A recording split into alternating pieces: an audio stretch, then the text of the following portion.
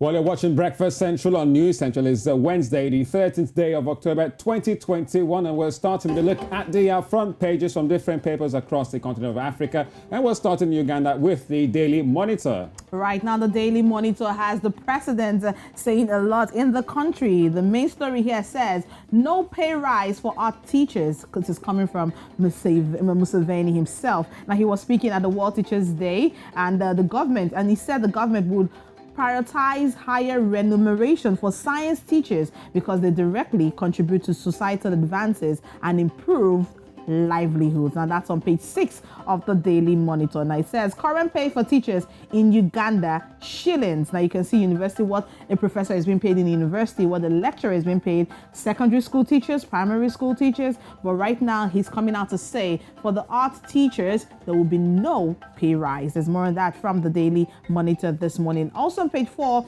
UCAA sued over appointment of Director General. That's also on page 4 of the Daily Monitor this morning. Now you can see Aleton's town clerk killed at home, a sad story, but that's on page 2 from the Daily Monitor in Uganda. Right, we can go to the Daily Trust in Nigeria. Quite an interesting story on the front page with lots of infographics there. So it talks about, first of all, the big story there. Despite the bid qualification, it talks, the federal government, that's the FG, moves to award Intel's multi-billion naira boat service contracts. And there's bits of riders there and perhaps the commission percentage and presidency passed the buck.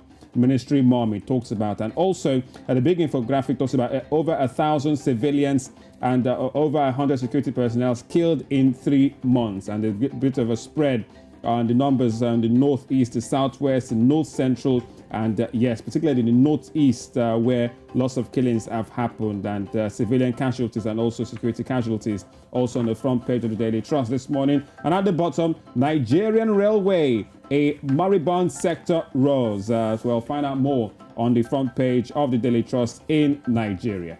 All right, from Nigeria, let's move to the Daily Nation in Kenya this morning. Now you can see this picture here, and that's the president, and you can also see the map of Kenya, with the borders or with the boundaries with Somalia and with Tanzania and the Indian Ocean here. Now it says not an inch.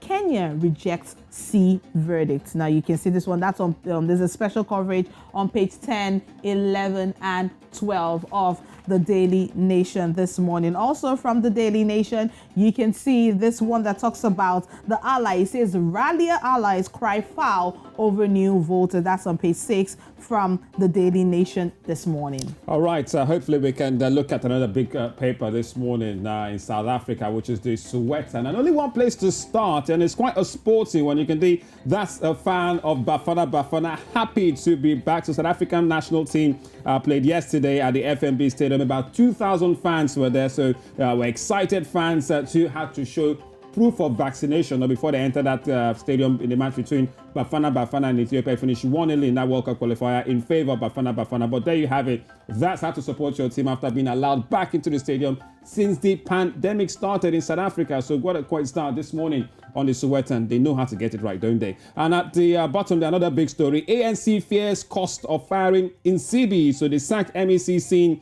as a powerful force in the country capable of fostering unity among 3 factions vying for power. All about politics, and the ANC fears cost of firing in CB. Find out more on that on the front page of the Sowetan this